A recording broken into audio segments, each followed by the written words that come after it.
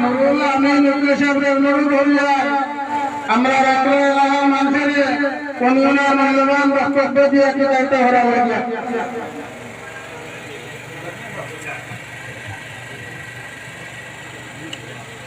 সম্মানিত আজকে